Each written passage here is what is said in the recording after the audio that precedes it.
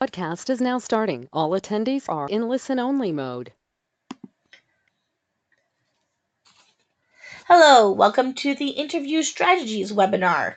My name is Lisa Rubini LaForest, and I will be your technical producer and moderator this evening.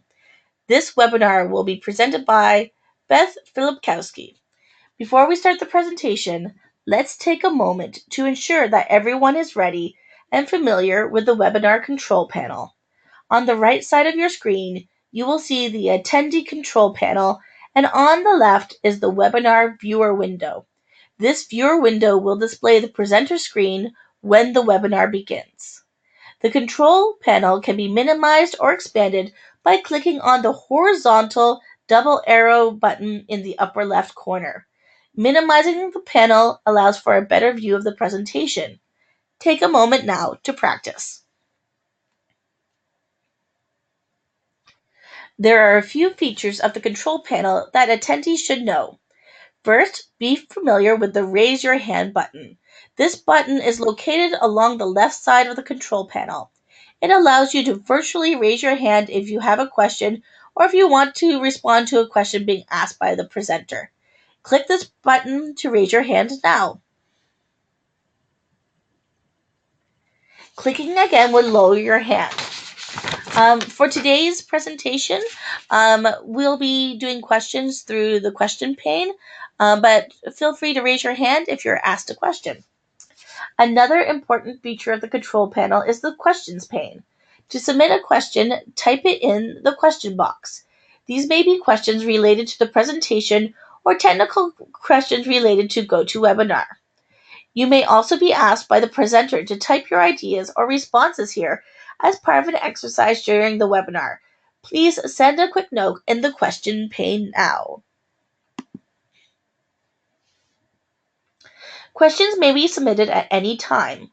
These will be monitored and we will respond quickly if we see something that shouldn't wait until a question and answer period, such as making a clarification. During the webinar, you may be asked to respond to a polling question or survey. Please take the time to participate as your input and ideas are valuable to the group. Be sure to stay attentive and to interact as much as possible during this webinar. The quality of your experience depends on your attention and participation. Try to avoid distractions of responding to email, checking Facebook, instant messaging, or working on other tasks at your computer. If you need to step away for a moment, do not close the GoToWebinar window, as you will be required to log in again if you wish to rejoin the session. If you experience problems with the audio, one possible solution is to use the conference call number and listen to the presentation using your phone. Click the Use Telephone options in the audio pane of your control panel to view the conference call number. This webinar is being recorded, and the online archive will be available to view on the CAPA website in approximately 2 weeks. To begin the session, we'd like to know something about our attendees today. We're interested to know what chapter you're from or what location you're coming from.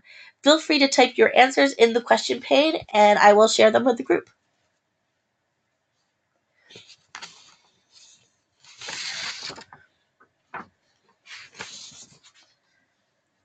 So to do this, you're going to click on the questions pane, and then you can type your answer there. So we have someone from Palm Beach, Florida, someone from Orlando, someone from Danville, Kentucky, visiting Central College as an LC, someone from St. Louis,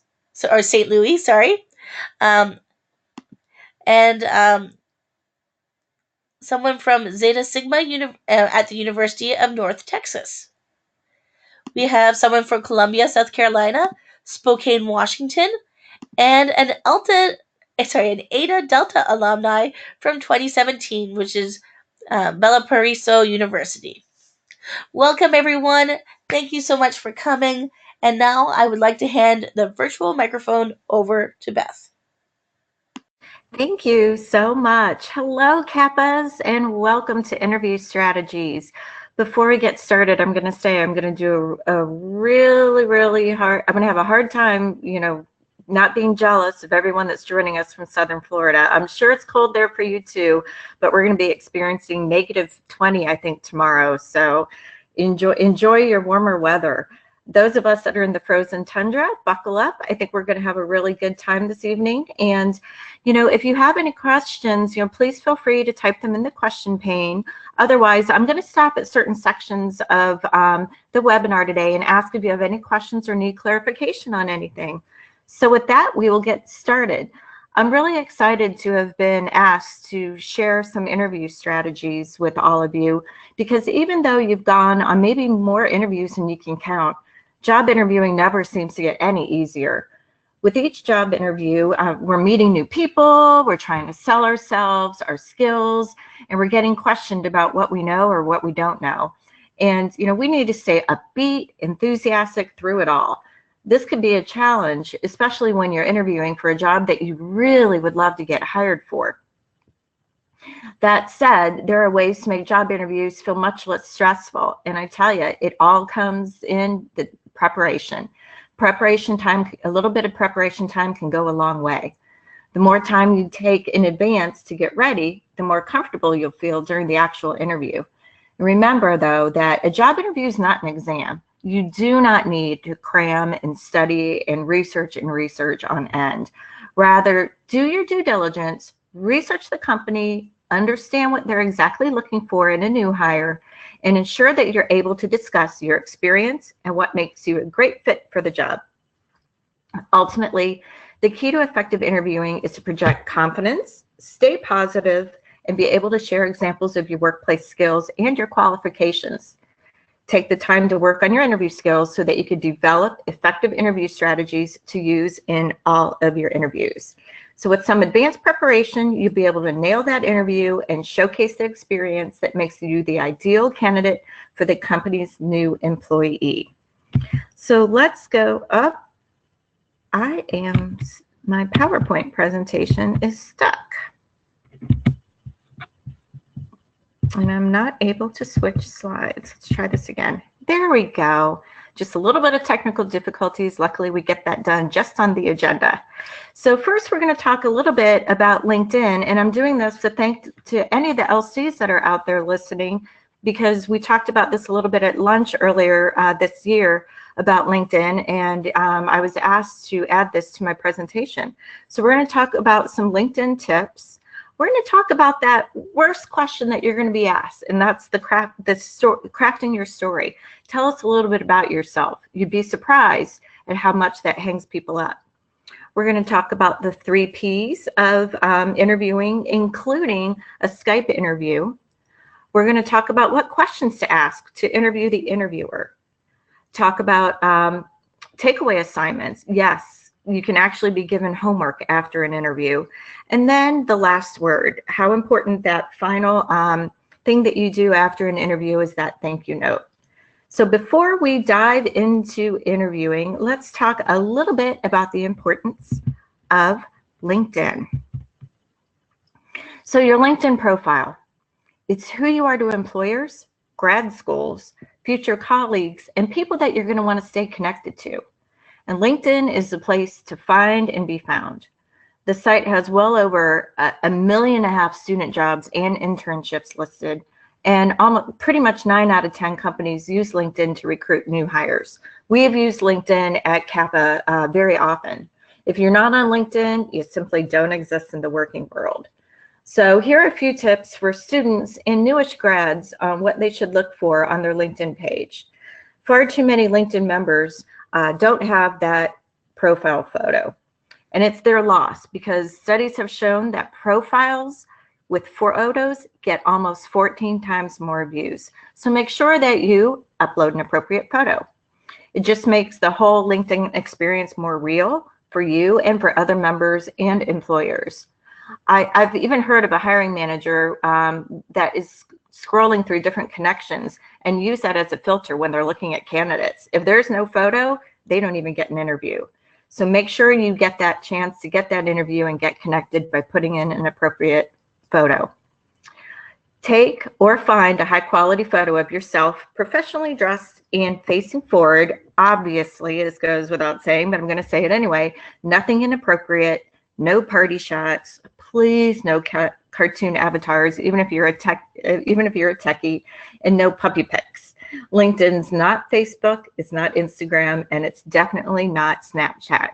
You do not have to have a professional photo taken, but I'm sure you'll be able to find something appropriate that you're able to use. So let's go to a headline. The headline is a short, memorable, kind of like a professional slogan. It's the one thing you want a recruiter or hiring manager or future coworker to know about you. Tell them what you're excited about now and say it if you could, and try to say it succinctly. The great stuff you want to do in the future. For example, you're an honors student seeking a marketing position, or you're an engineer building game-changing consumer products. If you need ideas, check out profiles of other coworkers that you admire or other people in the area that you want to get into, or even recent alumni. It's a great way to find successful grads in LinkedIn's awesome alumni tool. It lets you narrow down alumni of your school by where they work, live, and more. And I know Kappa has an alumni pages as well. So most alumni will also gladly respond to a connection request from a student or a new grad who has a shared alma mater. Your summary statement. This section is the main place for you to stand out. It colors in and adds a story element to your experience and your aspirations. It should walk the reader through your work passions, your key skills, and your unique qualifications. Think of the summary kind of like the first few paragraphs of your best written cover letter. Be concise about your experience, qualifications, and goals, and if you can, write a compelling narrative weave throughout. Describe what motivates you, what you've done, and what you're skilled at, and what makes you unique. Be clear and confident. Even if you're not really, no one else needs to know that.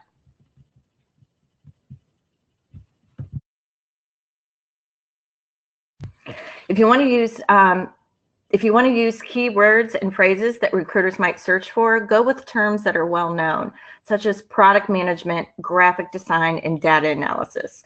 If you have a very specific skill set, don't be afraid to mention that here. So then you move on to the work experience.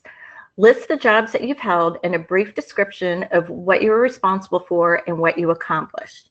You can choose to make it either more or less detailed than your resume. What really matters is that you're not leaving out any critical details about your work history. If you've held more than one job somewhere, including a promotion, make sure you list all of them with dates so that people could see how you've progressed and took on more responsibility. You can even add work projects, photos, or videos to specific jobs that you list.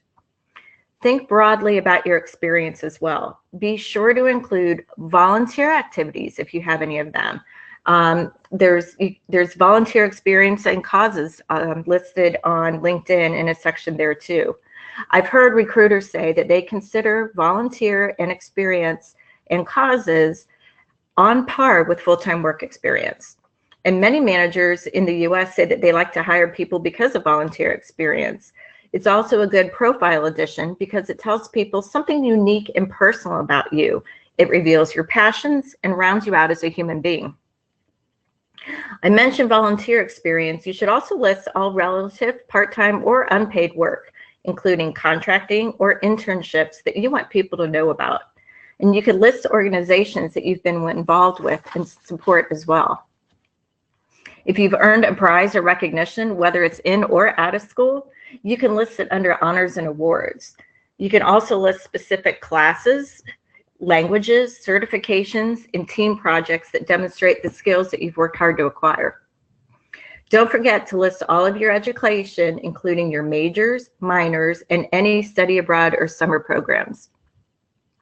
Remember, don't be shy. LinkedIn is an appropriate place to show off your achievements, experience, courses, and your GPA. So make sure you let the world know how fabulous you are. So let's talk a little bit about building a network.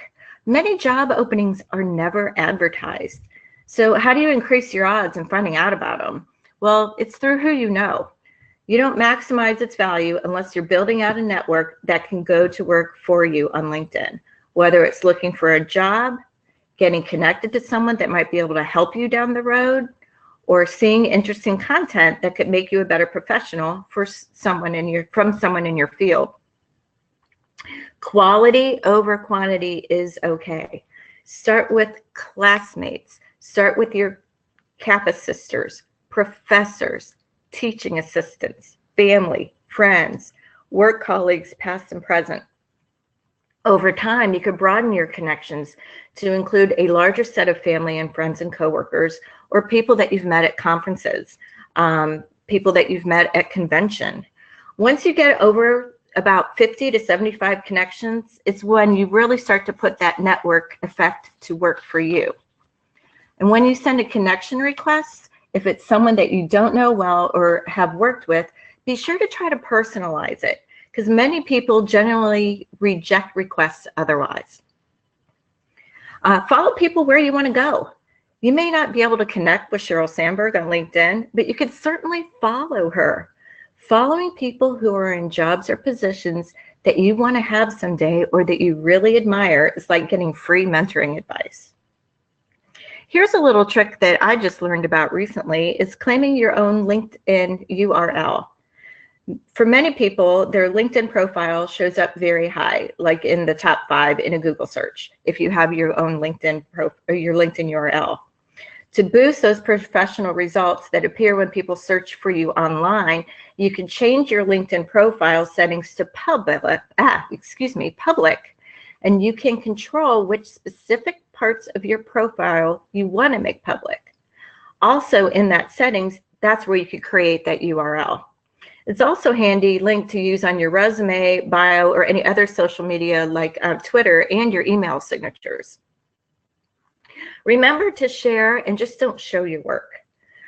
You can add real examples of your writing, your analysis, your design, portfolios. If you're a graphic artist, you can upload pictures, you can upload your work. If you are a psychology major and you've been published in papers, you can upload your papers there too. You could attach that specific experience into your summary.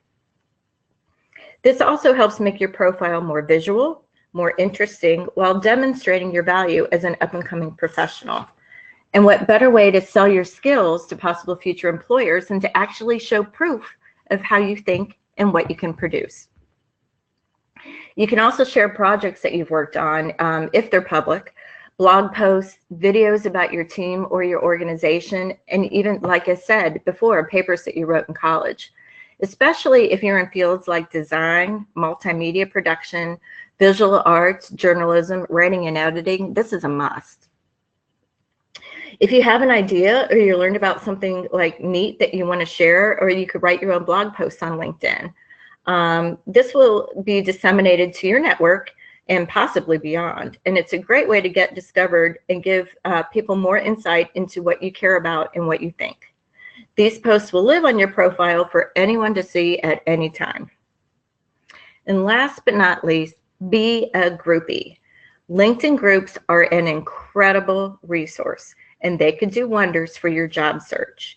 You can and should also join groups. This is a great way to connect to new people, build your brand by engaging in these virtual professional communities, and learn the lingo and the industry that you're in or you want to get in.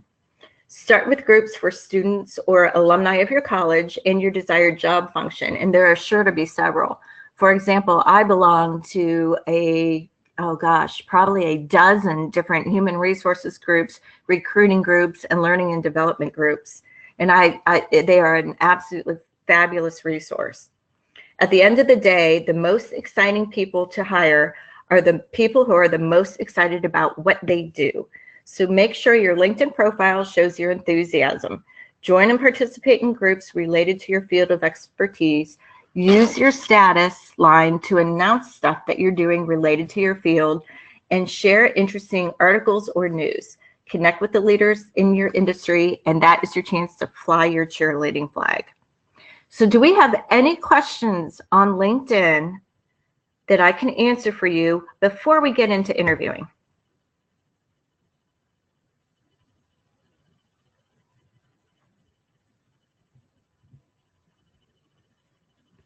Okay, again, we will have a Q&A session at the end. So if I miss, oh yes. Okay, someone raised their hand, and oh, there's the question. Oh, apparently someone has lost sound. If you have sound, can you raise your hand right now, please?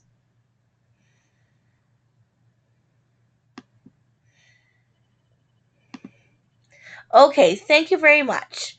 Okay, no questions right now, and I'll deal with the one attendee who doesn't have sound. Okay, so let's move on to the reason why we are here today, and that is interviewing.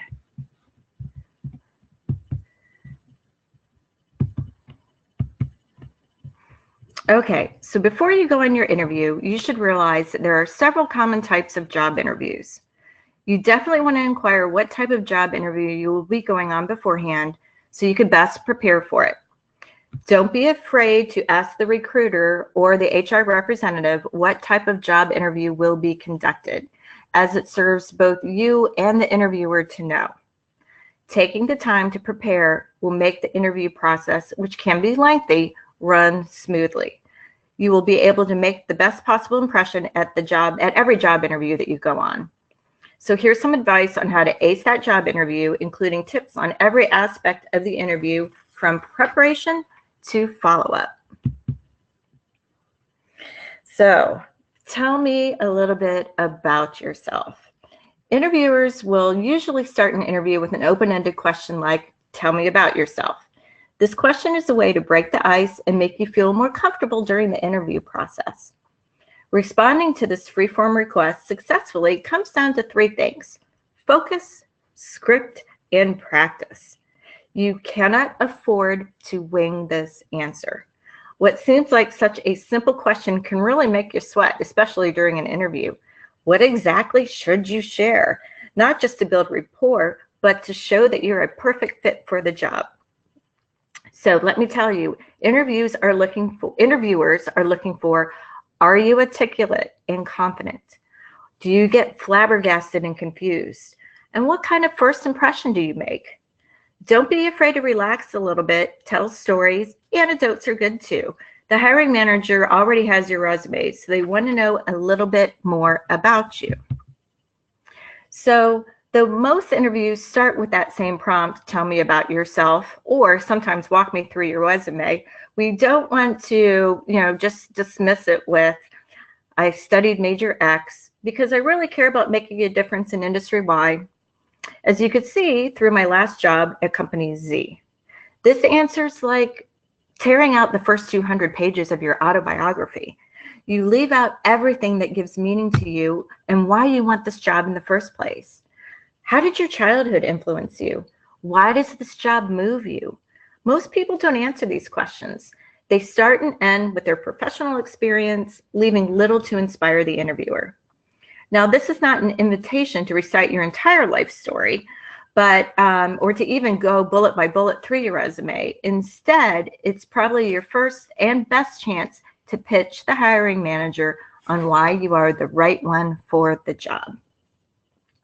So next time, use what I call as crafting your story statement. So think of your story statement as the sparks notes of your autobiography. Remember, as with tell me something about yourself that's not on your resume, one of the goals for this question is to get to know you a little bit beyond your career and the on-the-job attitude and experience. Volunteer work, philanthropic involvement will demonstrate the seriousness of your character and commitment to the welfare of your community. And interactive roles like museum tour guide or a fundraiser or Kappa Kappa Gamma involvement or other social clubs will help show your comfort with engaging others and leadership. Examples might include a hobby which you're passionate about. Interests like long distance running or yoga will help represent your healthy and energetic sides. Pursuits like being an avid reader or solving crossword puzzles will help to showcase your intellectual learning. Are you a student or a fresh graduate? Your achievements can include success stories from extracurricular activities. You can also talk about awards and honors that you've received while at school. After sharing a few interesting personal aspects of your background, you can pivot to mentioning some key professional skills that would help you add value if you were hired for your target job. Be ready to share 3 or 4 personal qualities, skills, and/or areas of expertise which would help you excel in the job for which you are interviewing. Ultimately, you want to mention several other strengths before the interview is over. Make a list before you go into your interview of your strengths so that you have that in mind that you can share. And practice your script until you feel confident about what you want to emphasize in your statement. Your script should also help you to stay on track, but you shouldn't kind of memorize it. You don't want to sound like a broadcast news anchor. You want to sound natural, like a real person that people want to sit next to in a cubicle or talk to over lunch. Remember throughout your answer to focus on the experiences and skills that are going to be the most relevant for the hiring manager when they're thinking about this particular position and this company. And ultimately, don't be afraid to relax a little bit. Tell stories and, again, anecdotes.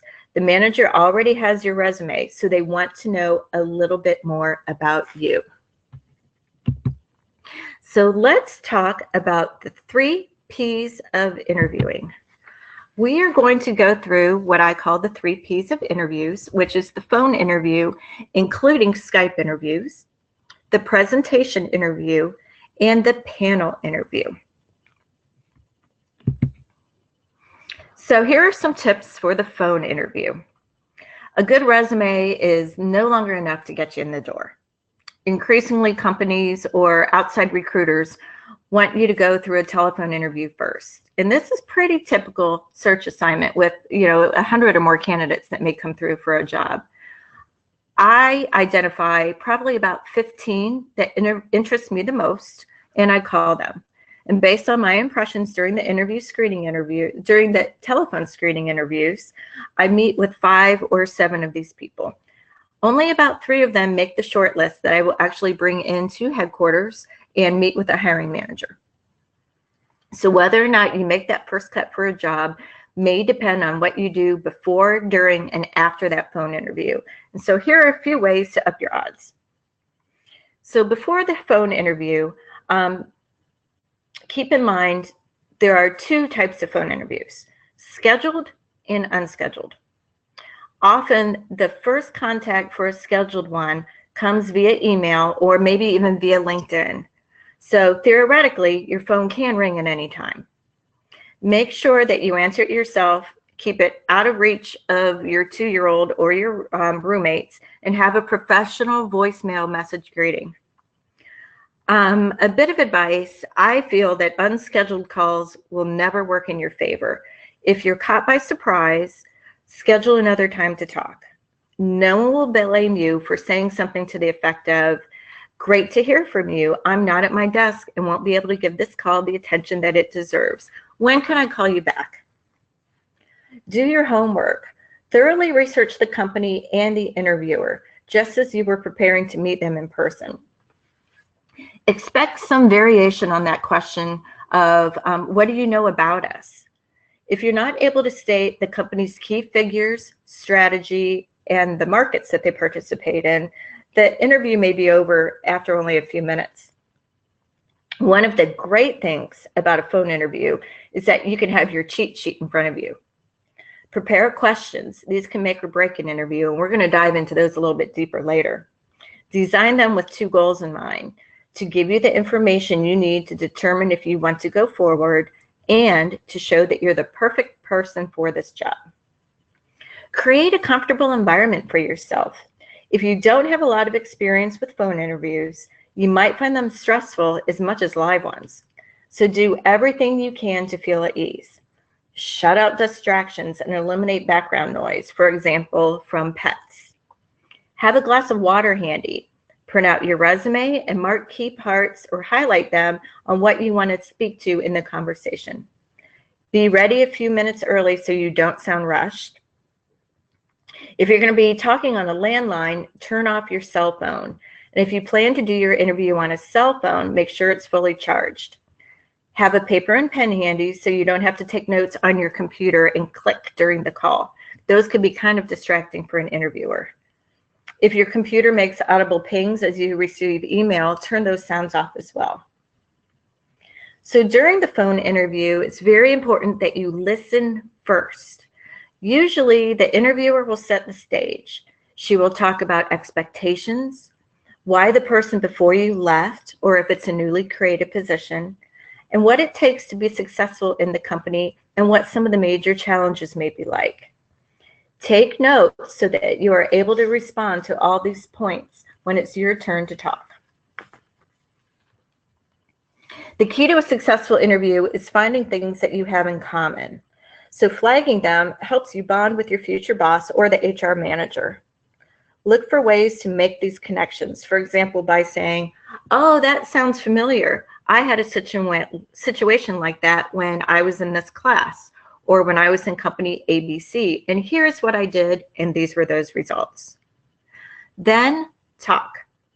When we're in front of someone, we can send and receive visual cues. On the phone, we need to make a good impression purely with our voices. Believe it or not, posture is important too, and can have an impact on your voice. Stand or make sure that you sit up very straight during the call. And smile as you speak. If you don't believe the difference this makes, test it yourself by leaving yourself 2 identical voice messages, one with and one without smiling. During the phone interview, a good time to smile is when you talk about the work that you've done, when you ask questions, and you express your enthusiasm about the company. And create a positive ending. If you really want the job, end the call on a positive note. Say something to the effect of, "Thank you for the call. I like what I heard from this information, and I'm confident I could fill this role. I'm very interested in this job and would be very pleased to meet you in person," and ask what the next step is. We're going to discuss this a little bit in more detail later, but send a thank you note. Let about half a business day go by and then send a brief note. The email should come possibly on the same day, but not immediately after the call. Confirm your interest in the company and the ability to do the job and desire to take things to the next step. Emails are okay. If you are working for, or if you're interviewing for a company that feels that it may be maybe more of a conservative atmosphere, then a nice handwritten note is definitely going to stand out. But remember, that's going to get there a little bit later than an email. And be patient. You won't necessarily get a reply email to your thank you note. And we'll talk a little bit more about following up shortly. Okay, Skype and GoToMeetings. Remote interviews and business meetings are becoming more common in today's workplace. Make sure that you dress professionally, just as if you were going into the office. There's also a psychological aspect to that. Shedding your loungewear will help you switch your mindset to a more professional mode. Look behind you, because that's what I'm going to see if I'm interviewing you. A cluttered background, a messy bed may distract your audience, not to mention send the wrong idea of your organizational skills. Also, rid the area of personal items. No need to share too much information. A blank or neutral background is best with a well-organized desktop. If you are able to reserve a study room, either in your your library or in another office area, that could also be very beneficial as well. And you don't want to be reading off a page verbatim, so make sure that you're familiar with the material that you want to talk about. Keep your notes in an easily scannable format so that you can look at it with a glance. But again, keeping notes are great to have in front of you during a Skype interview.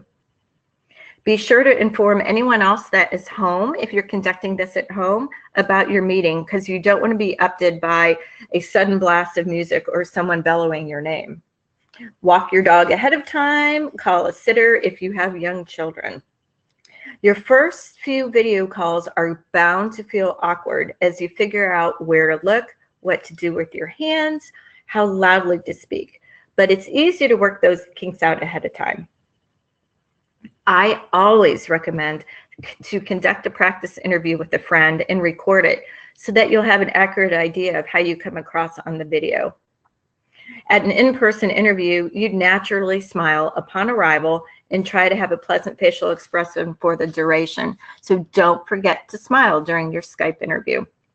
It's more difficult to do this with a remote interview, lacking a live person in front of you and being sidetracked by thoughts of equipment and where to look in the camera. Should you look at the person? Should you look at the camera? You might be less likely to smile reflexively. If that's the case, you can seem like you're staring wide-eyed at the camera. So do try to relax and remember, be yourself and smile. One advantage to a video or phone interview is that you don't have to remember everything that you want to mention. Remember, notes in front of you are very, very important. Keep your resume in front of you, news about the company, any questions you want to ask, and potential speaking points. Let's go on to the presentation interview. Well, considering that an interview is a chance for your potential employer to fully assess your abilities, it's no surprise that they may ask you to do a presentation in the interview. Giving a presentation allows you to share your public speaking skills, knowledge of specific topic, and your ability to stay calm under pressure, and much more. Again, this is a good thing, so don't panic. After all, a well-developed and delivered presentation can let you shine like nothing else can. So here are some tips. First of all, know what you're working with. As soon as you're asked to give a presentation, start by asking the hiring manager or the HR manager a few questions. Learn more about the topics that you should present on. See how much time you're going to have, and ask what technology, if any, you'll have access to. You might not have access to a PowerPoint presentation. You might be working with good old-fashioned 1980s flip charts, so make sure that you're aware of what you're working with. It's particularly important to ask to whom you will be presenting. What is the knowledge or expertise level of the audience as well? Will they be your colleagues? Will they be your boss? Or maybe your potential clients?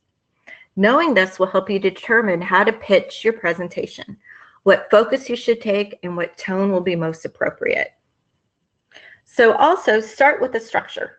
Once you have identified the purpose and the key message of your presentation, you can start to structure it. Developing a clear structure will help you stay on point and help your audience follow. Of course, you're going to want to make sure that you have the basic components of a well-structured presentation, including a captivating introduction, a compelling argument, and a memorable conclusion. But this is an interview and you want to impress your audience. So no matter what you're talking about, weave in examples of your skills and your abilities, recommendations of how you would tackle the project for the company, or some other ways of connecting your experience with what your employer needs. Prepare aids. No matter how exceptional a public speaker you are, most presentations benefit from a little help. Use a presentation tool. PowerPoint and Prezi are great tools to familiarize yourself with if technology will be available to you. And those will help you highlight the key points that you want to get across. Don't rely on all of these, though, because there is something called death by PowerPoint for a reason. Besides, you want your audience to be focusing on you and what you're saying, not how beautiful your PowerPoint design is. So a good rule of thumb is to treat each slide as you would a sign on the highway. Just enough information to catch someone's attention, but not so much that you're going to distract people. Consider preparing handouts for the audience to also keep. They can serve as a great reminder of you after your presentation. Similar to your slides, your handouts should call back to your key concepts and points, giving audience members exactly the information that you want them to remember. And remember, practice, practice, practice. Once your presentation is structured and written, rehearse it.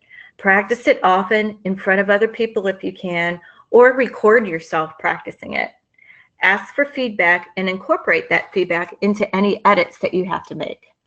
You'll especially want to look out for your nervous habits, saying like and for example, or fidgeting, which makes your audience nervous for you. So while you don't have to memorize your presentation, you should run through it enough so that you're very comfortable with it and you could concisely or consciously avoid those habits. And ace your delivery.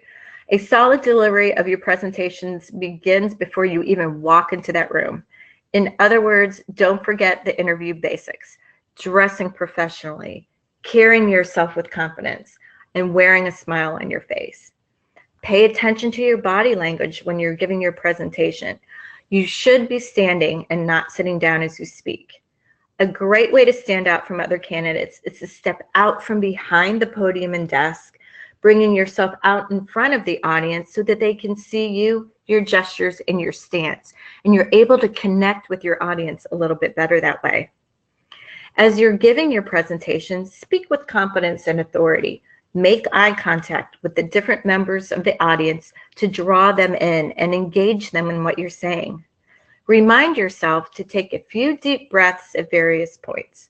This will help you stay calm, and it naturally slows your speech a little bit. Presentations, interviews are always nerve-wracking, but remember that the audience is there because they want you to succeed. The hiring committee invited you in because they probably think that you have something great to offer their company, and they want to see more. Follow these steps and show them exactly what that is.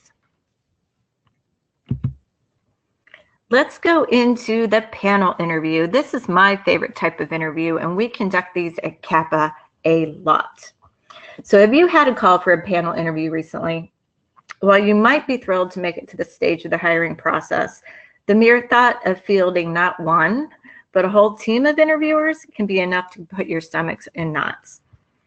Building rapport with multiple evaluators is that many times harder than connecting with just one.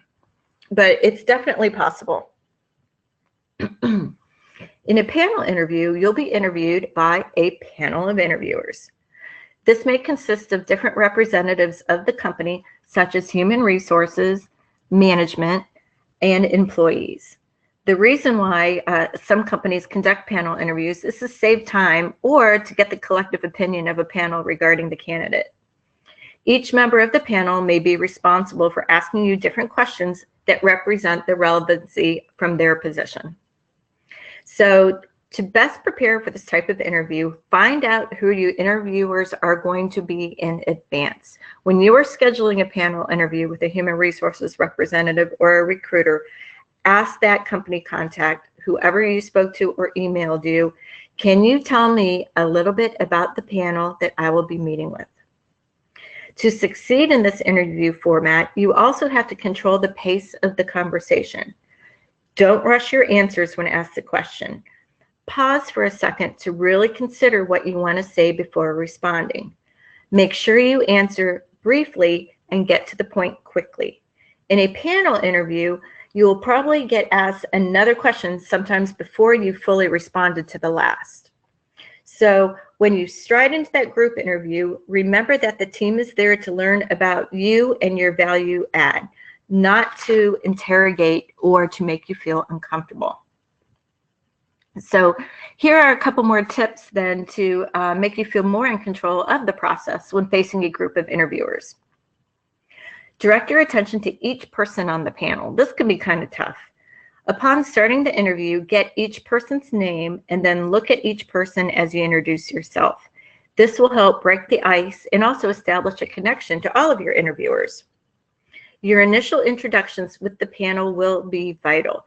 You need to recall and use each interviewer's name and role throughout the meeting.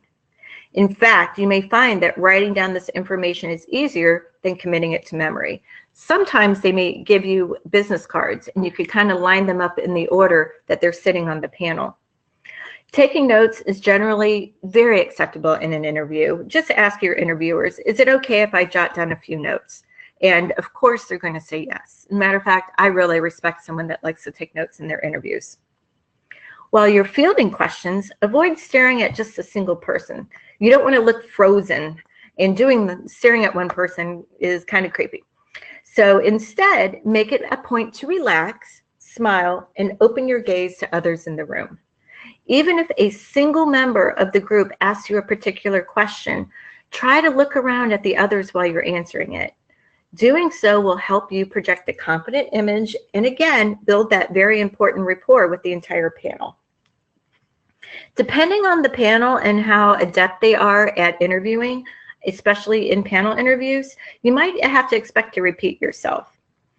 While one of your interviewers might take your answer the first time, you can almost expect someone else to either ask for clarification or ask it again. Just because, like any of our verbal abilities, many of us have different listening styles. So what's clear to one panel participant may need further explanation for another. In addition, each panelist comes to a group of interview with a different agenda. You can expect a prospective peer to be interested in your technical or your analytical skills, for example, but then your boss or future supervisor might be more curious about why your last job was so short in length or why you left your last role. You may also find yourself repeating information from earlier interviews, such as if you did a phone screen beforehand. And this is perfectly normal in the context of a multi-interview hiring process. So avoid coming across as impatient or noting that, oh, as I answered that question in the phone interview before, you definitely don't want to do that. Another little trick is to find out who you'll need to impress the most. So within most panel interviews, it becomes obvious very quickly who's on your side and who still hasn't made up her mind about you. It doesn't mean that they're out to get you or doesn't mean that they don't like you, but the jury may still be out. While it may be comforting to direct your answers and gaze toward the interviewer that seems more open and friendly to your responses, tackle that naysayer first. Why? Winning over the person that is most likely to reject you shows that you have the ability to read the audience as well as problem solve very quickly on your feet. Most employers are looking for leaders that will challenge issues head on, ask numerous questions, and hone in on the thorniest problems first. If you respond well to maybe someone that throws you a curveball or throws you a challenge, you will come across as an unflappable professional and ready to take on the demands of the job. In addition, most panel interviews convene after a group interview to discuss the candidate and their impressions. So if you've won over the toughest member of your group, the others might likely throw their support behind her. Be prepared for at least one zinger of a question. And this is not meant to trip you up. Interviewers, like anyone else, tend to feel more comfortable and perhaps a little bit more bold in a group. Therefore, you can almost always count on being asked a question that might be posed to you in a one-on-one situation. Of course, you're going to want to prepare yourself for the interview by pulling out 3 to 5 of those power stories that demonstrate your abilities to do the job. Arming yourself with these anecdotes will give you the ability to answer numerous behavioral style questions common to both single and multi-interviewer situations. But if there's any question or situation that you feel awkward explaining, prepare and practice a set of answers to it prior to your panel interview. This way, you won't feel a sense of dread when the question finally comes up, and you'll be better to understand or handle any curveballs thrown your way. If you do get asked some bizarre question, such as, if you could be any tree, what tree would you be? It is very laughable, but what the interviewer is looking for is your creativity. They want to see that you're unflappable. They want to see that you're able to think on your feet. They want a creative answer. Some interviewers may ask you some very bizarre math question that you have no idea how to answer, but come up with a fun antidote. Again, it's all about thinking on your feet and building rapport with the panel. And thank all participants promptly. At the conclusion of your group interview, thank everyone personally. Gather business cards if they are offered, and if you already haven't done so. You'll gain the advantage of having the interview fresh in your mind, and you'll score points for your promptness and attention to professional courtesy if you thank them immediately after the interview. And again, we're going to talk about the thank you notes at the end of our conversation today. So a panel interview is nothing to dread, especially since it offers you an established to build rapport with your new coworkers and your potential new boss. So between a job seeker and an employer, you want to make sure that the employer wants to make sure that the job seeker is the right person for the job. But as the interviewer, you want to make sure that you're accepting a job as well, and that you're going to accept a job that you're going to love. So let's move on to interviewing the interviewers. Do you think it's important to prepare questions and ask a potential employer? Yes, it is. Most interviews will end with a chance for you to ask questions. Failure to ask anything may be interpreted as disinterest or a lack of preparation. So it's important to have a few questions ready. Some of your prepared questions may have already been answered during the interview. So make sure that you have more questions than you actually plan on asking. Asking questions or failure to do so can make or break an interview. Here are a couple different questions that I recommend to use, because these are a couple questions that I like to hear and I like to be asked in the interview. And I'm not only going to tell you why these questions are important, but how you could relate them back to the job. So how will you measure success of the person in this position? This gets right to the crux of what you need to know about the job. What does it mean to do well, and what you need to do to achieve in order to manage and for the manager to be happy with your performance. Initially, you might think that the job description is already laid out, but it's not uncommon for a job description to be the same one an employer has been using for the last 10 years, despite the job having significantly changed in that time.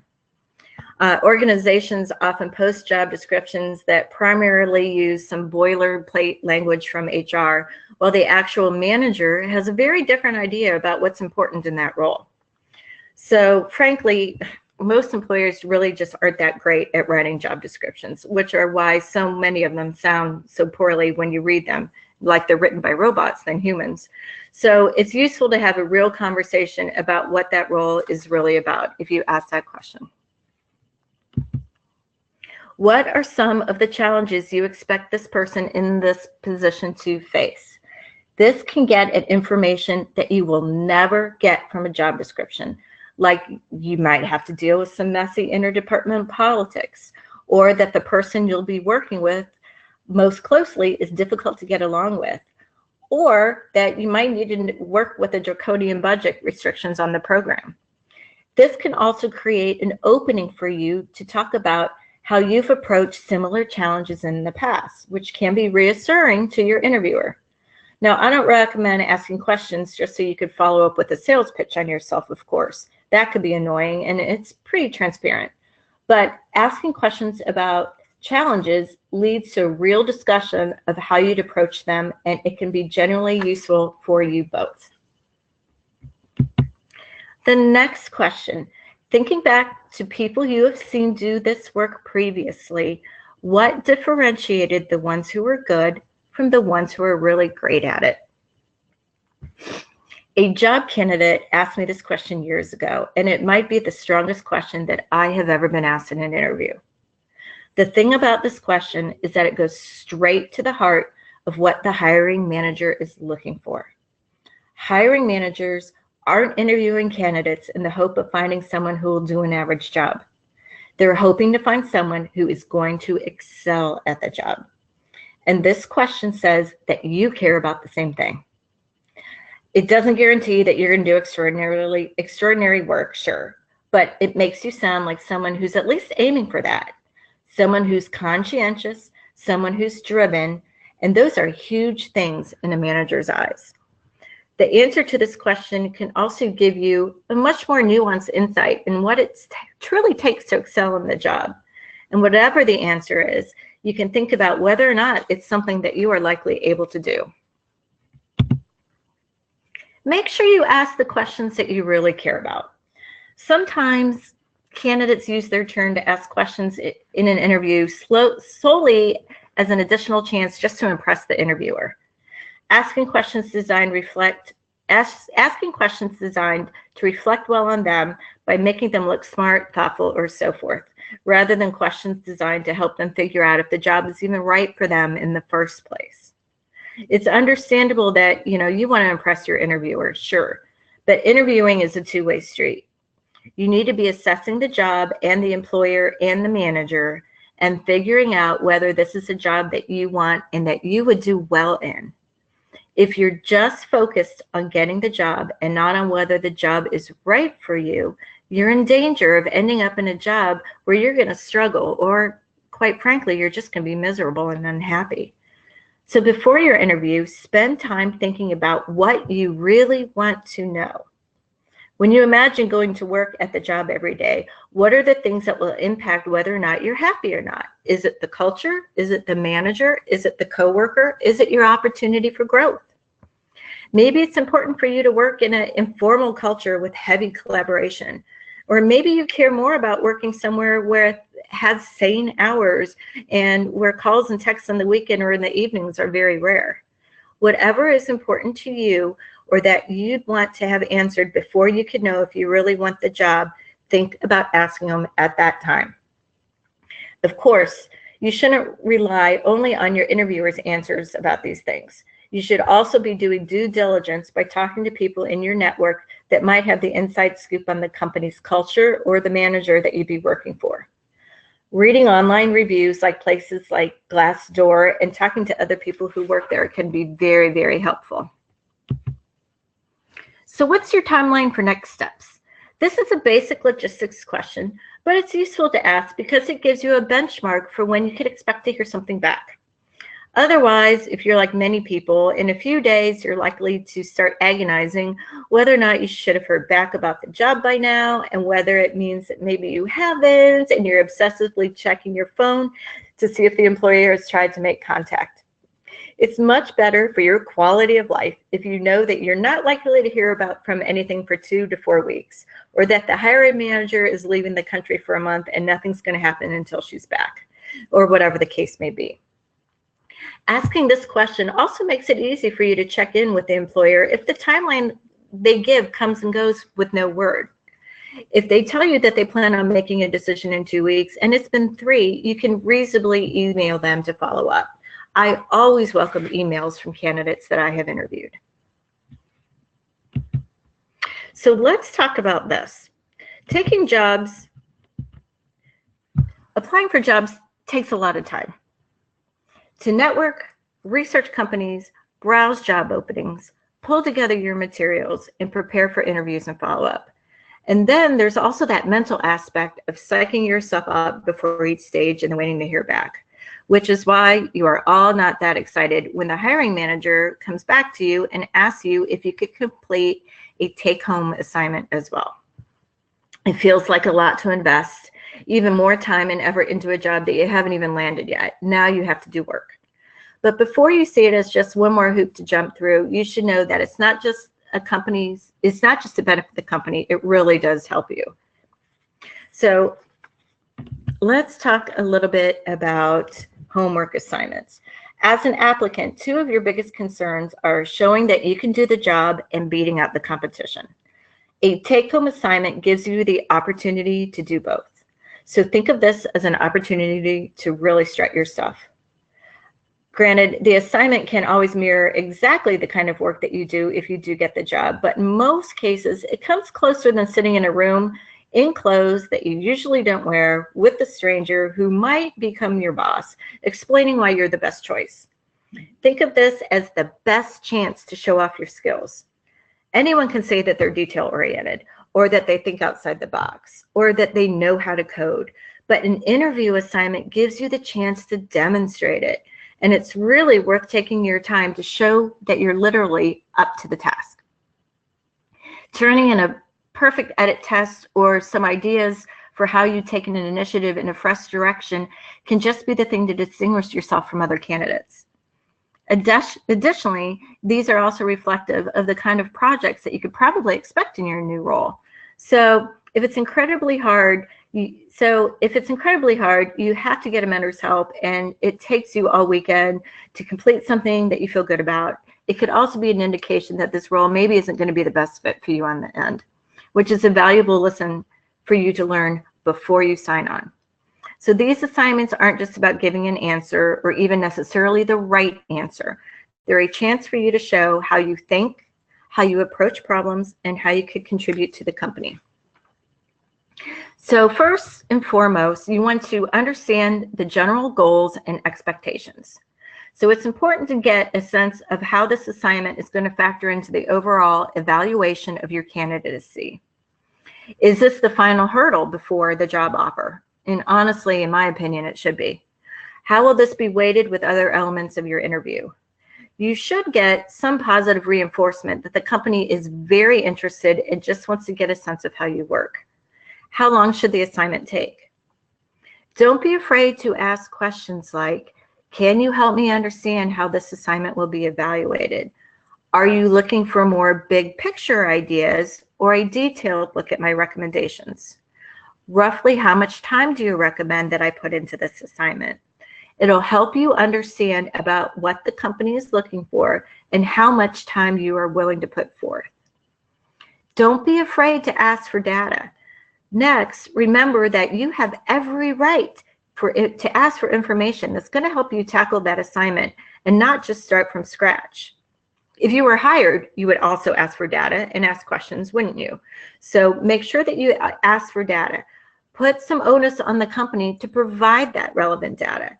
Ask if you could talk to maybe your future colleagues so you could gain some information from them. And don't worry, if the hiring manager doesn't offer it, she will understand that you are operating under a lack of information and history. Show that you know the company. Chances are, if you've gotten to the stage, you've made it through at least one previous round in the hiring process. Since you've passed, you've probably done some research about the company. So now is not the time to forget about that. Whether your assignment's a written test, a video editing sample, a programming task, or a sample teaching lesson, make sure you understand and reflect what you can of the company's values, style, and tone. You might even get a style guide or an example to model your work after from a communications or a marketing department. And like I said, it never hurts to ask for one. You can also do some research and glean what you can on your own. Outline the main points and only tease the details.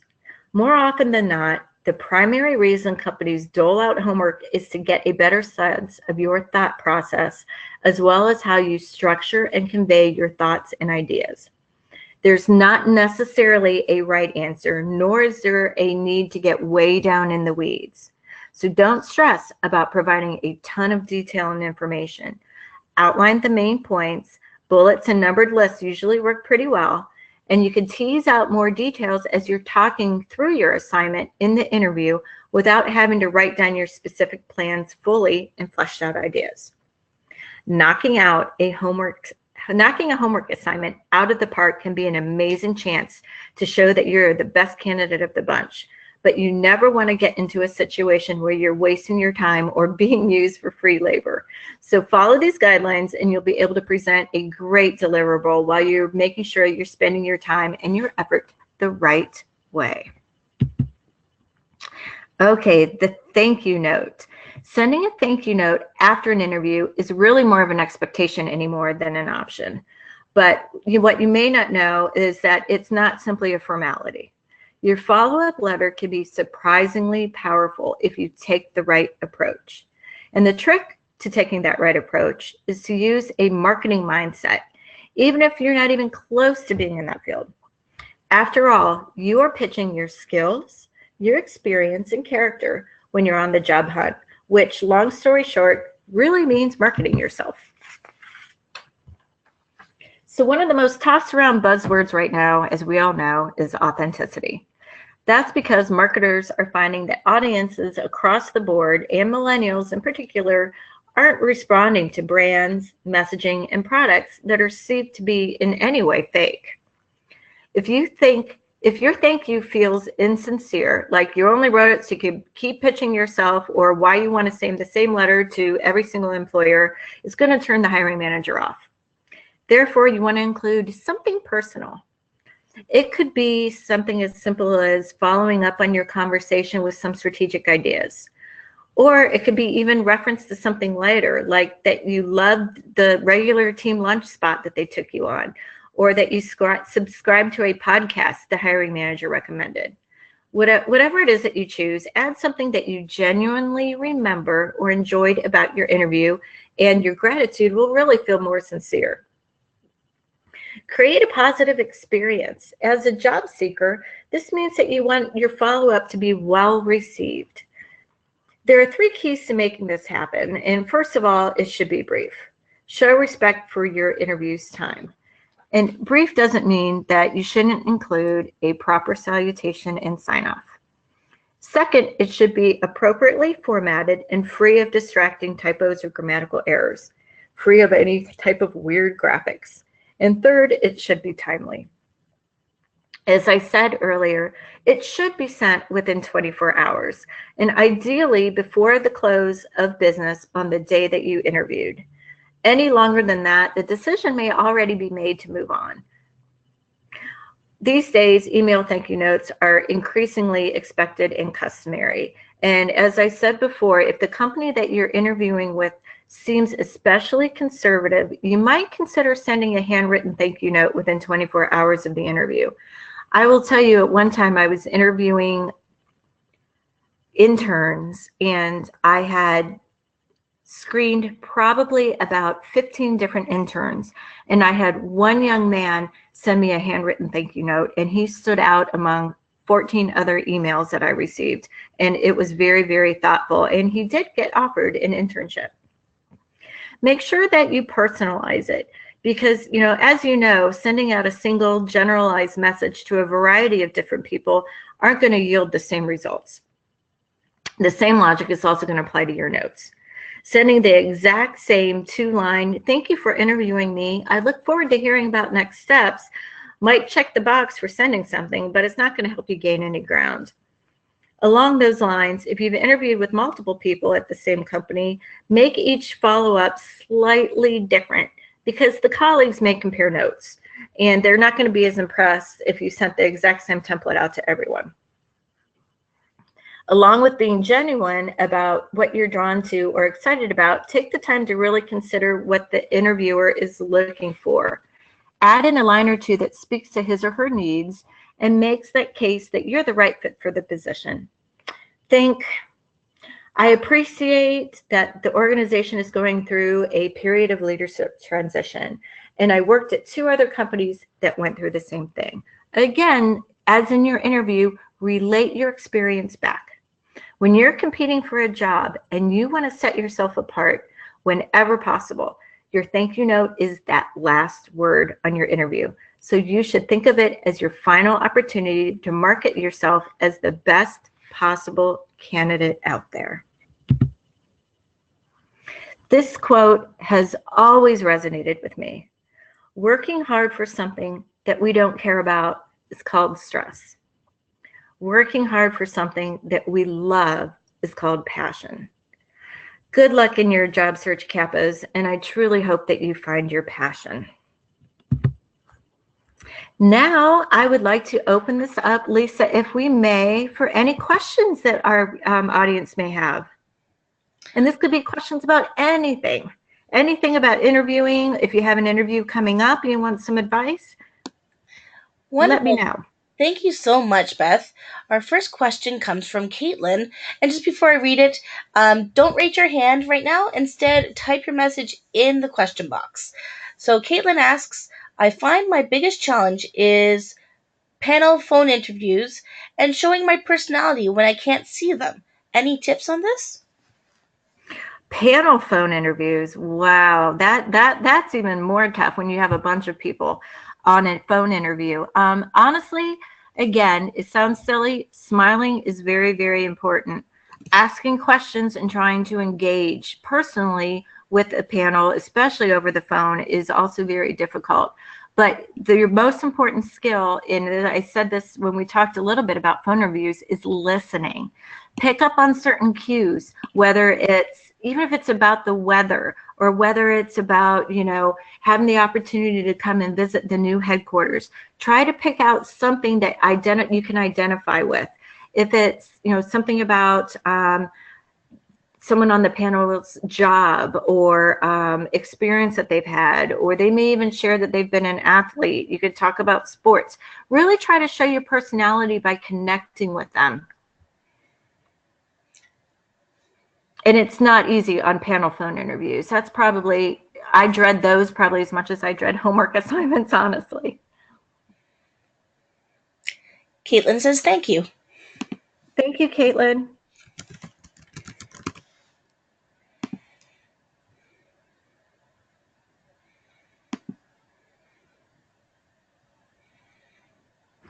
Any other questions?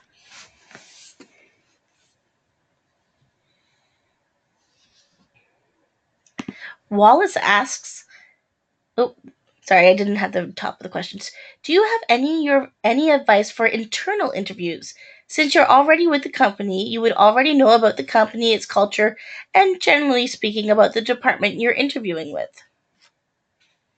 That's a great question, Wallace. You know, you might think that you have a competitive edge, and you do, in the sense that you have some knowledge about the organization and you're able to prepare, you have the history.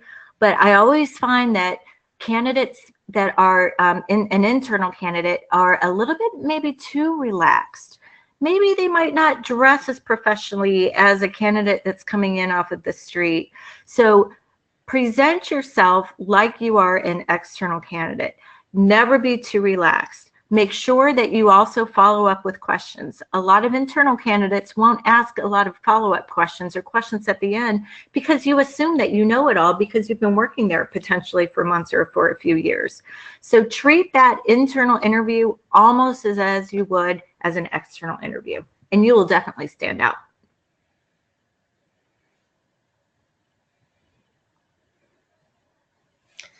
Wallace says, very helpful, thank you.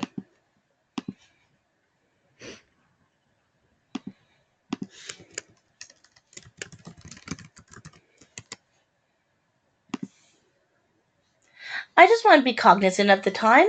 Maybe we could provide your email address if people want to write further questions to you. I would absolutely positively love to give out my email address. It is Beth Filipkowski, or I'm sorry, B Filipkowski, and that's B, F as in Frank, ILIPKOWSKI